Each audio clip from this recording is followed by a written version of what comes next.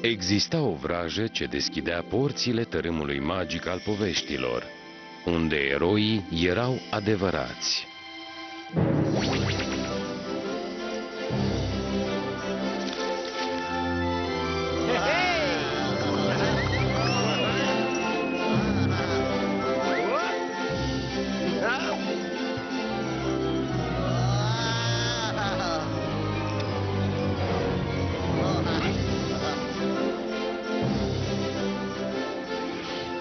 Abracadabra! Urmează Simsalagrim. Mama Hola.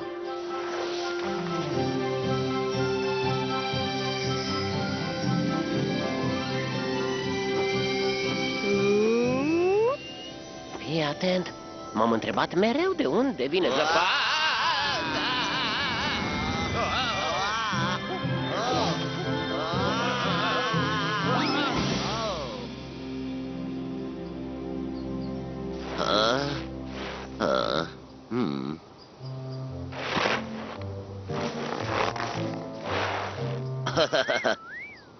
N-am mai făcut îngeri de zăpadă De când n-am mai aruncat eu în bulgăre?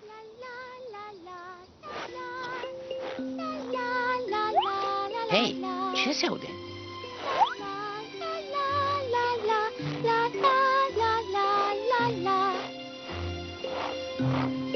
Wow, ce frumoasă e!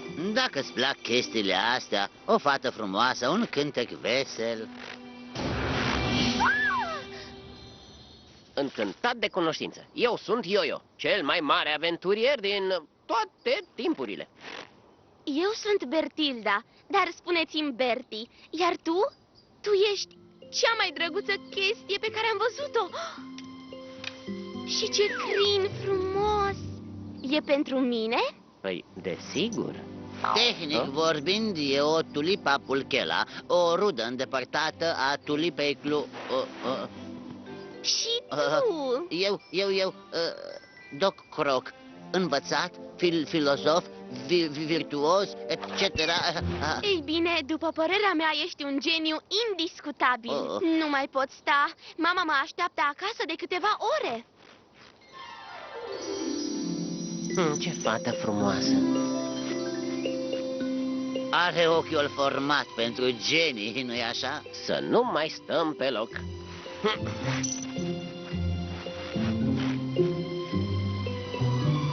După calculele mele, ar trebui să apară după curba aia chiar acum. Wow, super! Cum ai reușit? O simplă chestiune de triangulare, două părți de algebră și o parte de adulmecare. Mai bine nu mă întreba. Bine, recunosc, am avut noroc. Hei, ce se petrece aici?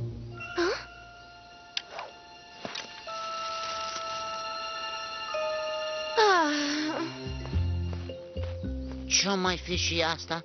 Și de fapt, cărarea asta unde duce?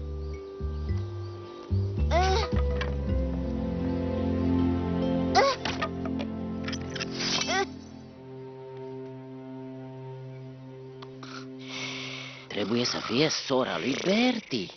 Cucurigu! Fata mai mare vine acum!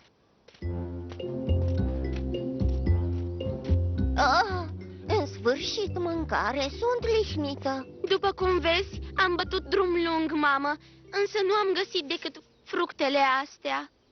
Nu mai e sezonul și e foarte greu acum. Și în plus mă dor picioarele.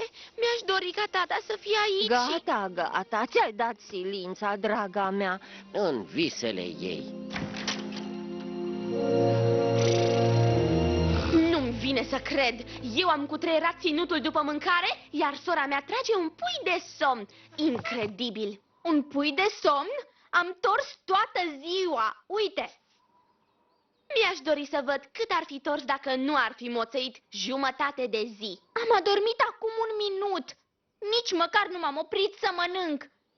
Iar acum sunt lihnită. Ce e?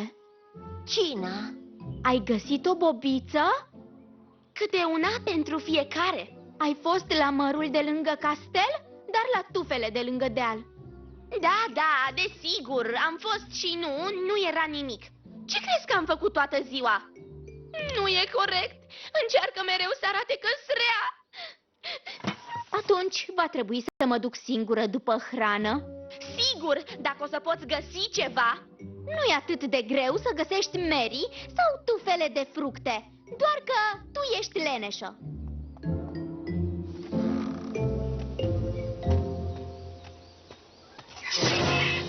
Și ia fusul cu tine. Nu o să scap de treabă atât de ușor. Ani, vai de mine, de ce nu vă înțelegeți?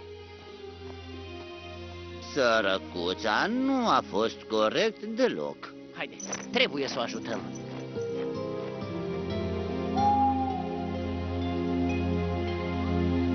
Nu vrea decât să facă impresie bună în fața mamei. Dar mama ta sigur își dă seama, nu-i așa? Interesant. Luna intră pe aici. Doar că Bertie... Un ajutor! Nu, stai. Ce vrei? Să-l salvezi pe el cât o salvează pe ea. Frățioare, să-i dăm...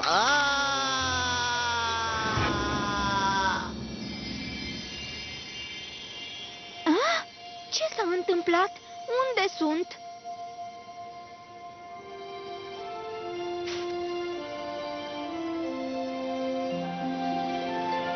Ar fi bine să plecăm. Cine știe cât vor rezista norii ăștia. Priviți! O cărare, chiar aici. Ăsta e unul din momentele alea când nu-ți dorești deloc să plouă.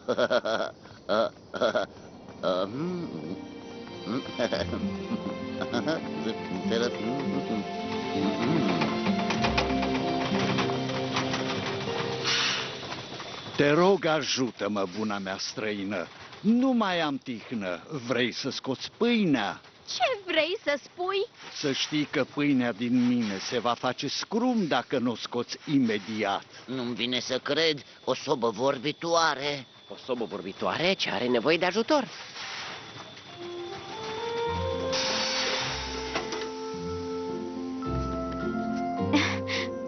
Wow! Mulțumesc frumos pentru ajutor. Nu știu, zău, cum aș fi descurcat altfel. Pentru puțin, mi-a făcut plăcere. Mă cheamă Ani. Pa, pa, Sobo. Draga mea, pe mine mă cheamă Steve. Dacă-ți voi putea fi de folos vreodată... Îți vom da de știre.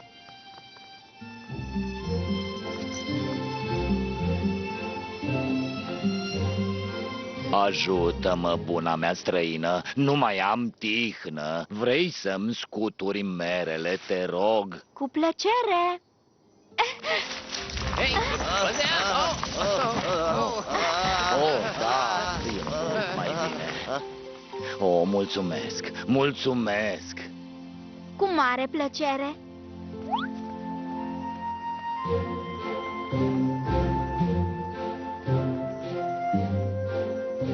Tu vorbești?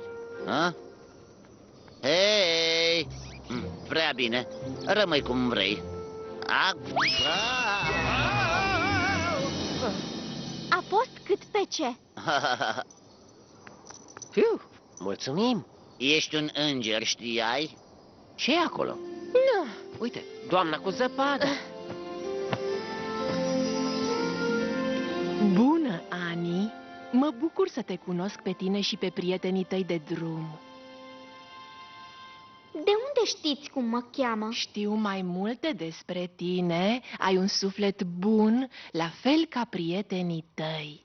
E doar meritul lui Ani, să știi. Ai vrea să ajuți o bătrânică la treburile casei în schimbul mâncării și al unui loc de dormit? Mi-ar plăcea să vă ajut cum pot eu.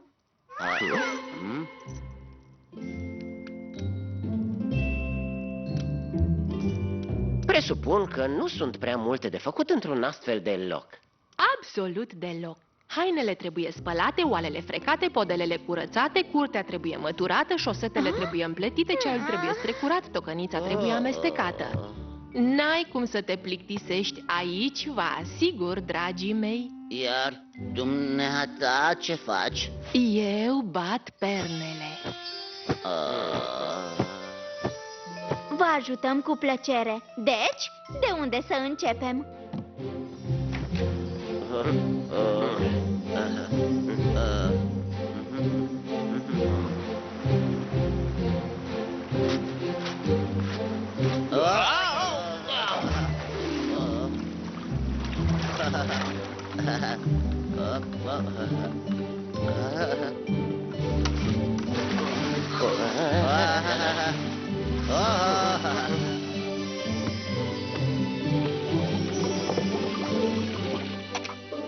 Munca asta e vreodată ușoară? Să vezi cum e la docăniță.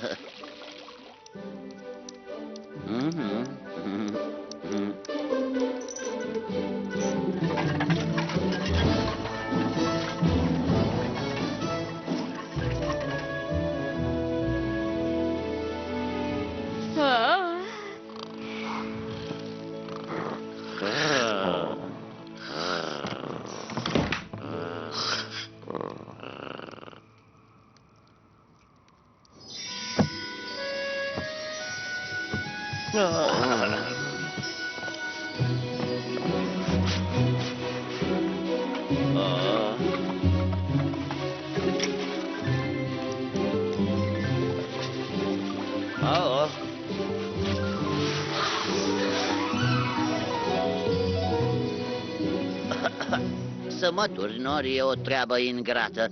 Nu se termină niciodată. Fiți atenți. Nu credeam că o să spun asta, dar norii sunt enervanți de-a dreptul.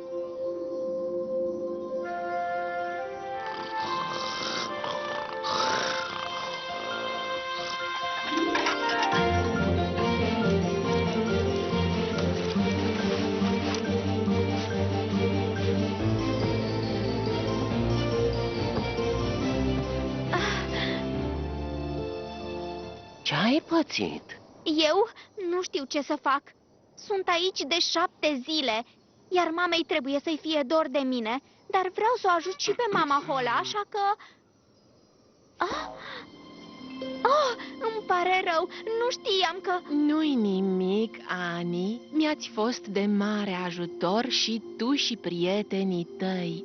Ți-ai arătat valoarea. Bineînțeles că te poți duce acasă. Te voi răsplăti chiar pentru toate. Îl căutai, nu-i așa? Nu te poți întoarce fără el. Mulțumesc, mama Hola. Cam puțin, nu? După toată munca prestată aici, primește doar lucrul cu care a venit? Și pentru munca ta trebuie să primești o răsplată pe măsură. Sper să fie așa. Iar asta, Ani, asta e pentru fata care ești. Mulțumesc, mama Hola. E o găleată foarte frumoasă. Grozav, să o ștergem de aici. La revedere, mama Hola!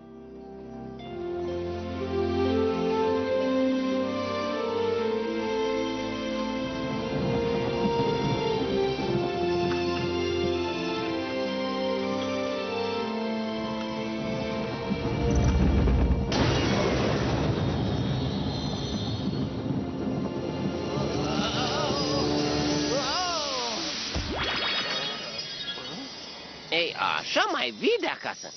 De asta ți-a dat găleata. Cocorigu! Fata cu aur vine acum!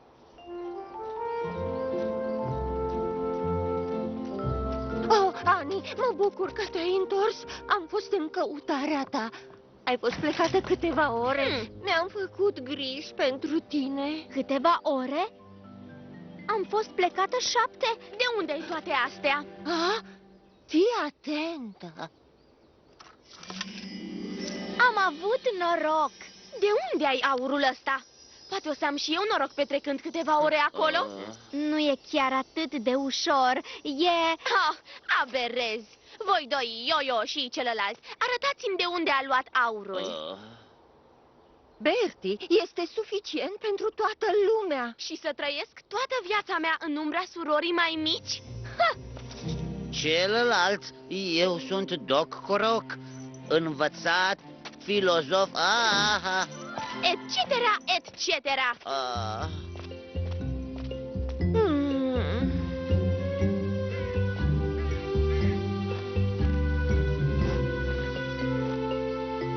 Cu siguranță e o răutate de-a voastră, nu?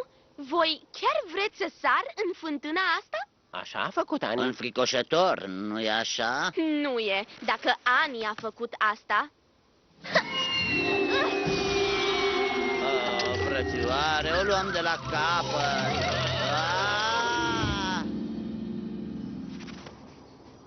Recunosc! E ceva diferit. Ce e de făcut acum? O ducem acasă la mama Hola. Am senzația că ea va ști ce e de făcut cu Bertie.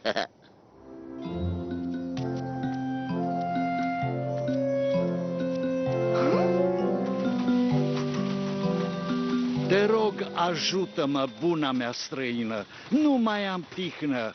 Vrei să scoți pâinea? Ce-i absurditatea asta? De fapt, ar trebui să o ajut și să scot... Unde se duce? O sobă vorbitoare! Ridicol! Vai, cum să ajutăm noi soba? Suntem doar doi... Hai, ajută-mă, Yo-Yo.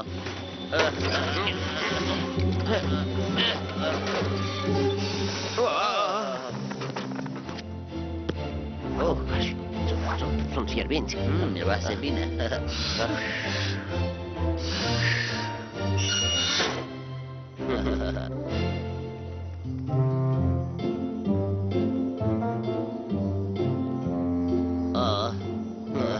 Ajută-mă, buna mea străină, nu mai am tihnă, îmi scuturi, te rog.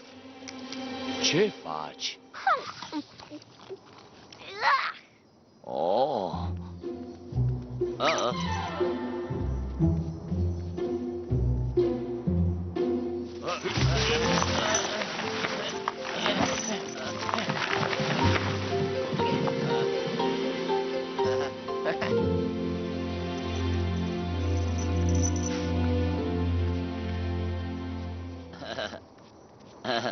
Bertie, dacă ai o clipă, te rog. Dacă ne permiți...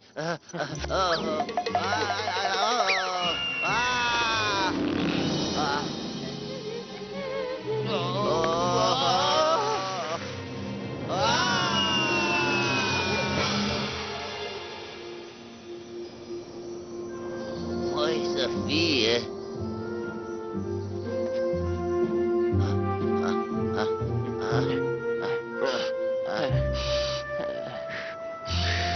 Șosetele trebuie împletite, ceaiul trebuie strecurat, tocănița trebuie amestecată. Nu o să te plictisești deloc aici, te asigur. Și mi-ați putea spune ceva despre vreo răsplată? Bineînțeles, vei primi ceea ce meriți. Poftim mătura în caz că nu vrei să pierzi timpul.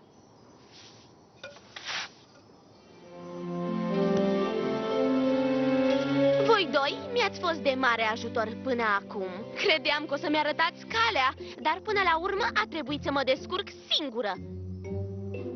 Ce e de făcut acum? Ce a făcut Ani? Am muncit din greu, să știi. Serios? Leneșa aia a muncit? Cu un pic de ajutor. Ah, va să zic că aici interveniți voi. Poftim? Adică vrei Doc, să...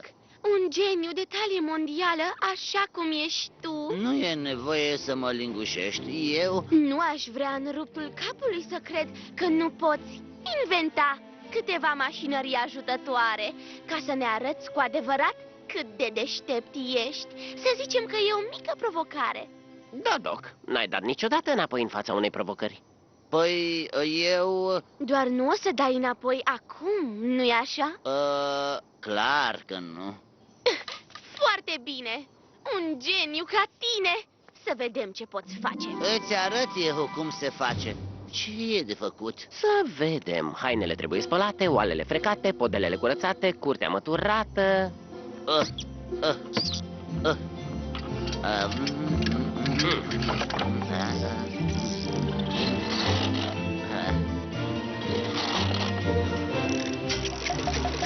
Excelentă treabă, Doc. Acum să avem grijă de tocăniță.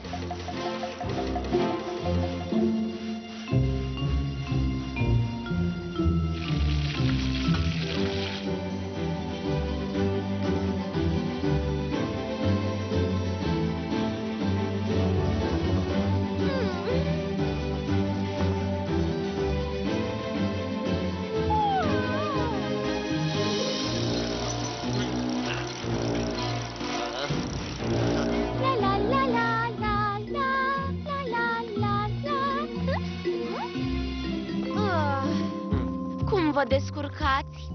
Suntem ocupați. Dar tu ce ai făcut, Bertie? Nu o să mă credeți. Mama Hola m-a pus să așez norii. Dar ce noroc că m-ați ajutat voi. Ce drăguț din partea voastră. Sărăcuța. Să o ajutăm mai mult? Aș putea regla chestia asta, să aranjeze norii la loc. Cum se aranjează norii? Bună întrebare.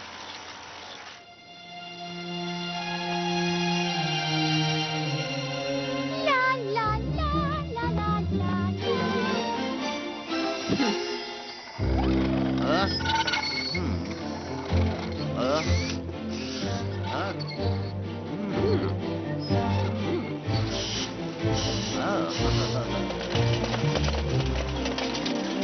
Ah? Ajutor! Ajutor! Sunt spălat, să mă ajute cineva! Ajutor! Ajutor! Ajutor! Prinde-mă de mână!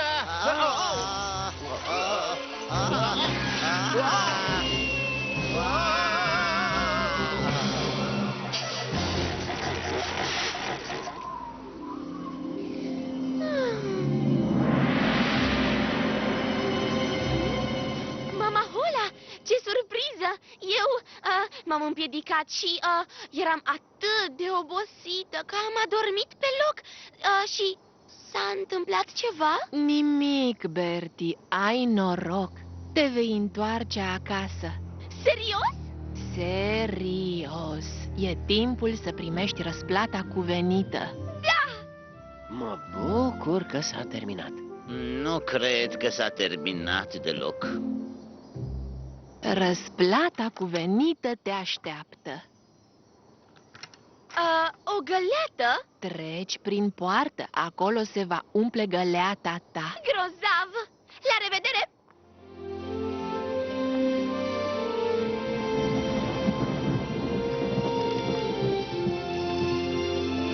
Am o presimțire rea în legătură cu ce se va întâmpla.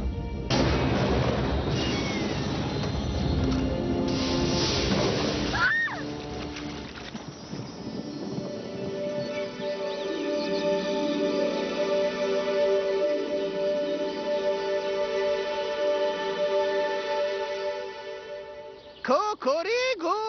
Fata mai mare vine! Termină! Ție ce ți s-a întâmplat? Cico să-mi primesc răsplata cuvenită. Cică, ia găleata asta. Știu ce o să spui. Vrei un măr?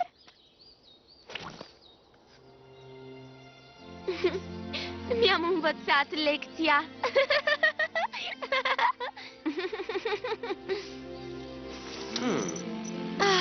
Mulțumesc, surioară. Și vouă. Mulțumesc încă o dată pentru ajutor. Cu mare plăcere.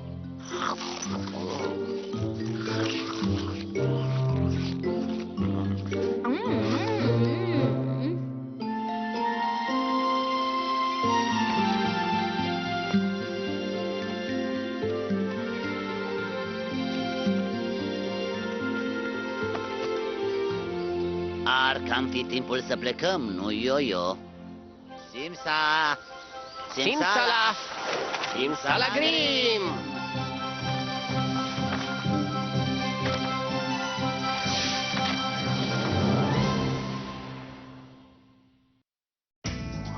Și-au trăit fericiți până la adânci bătrâneți.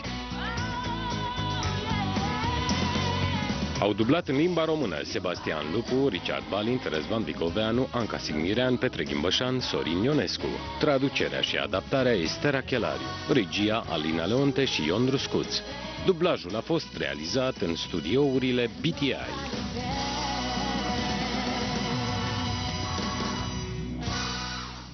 Cuțulache îl va urmări și mâine seară. Nu-l rata nici tu!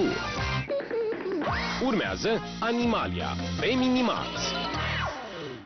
Urmează publicitate.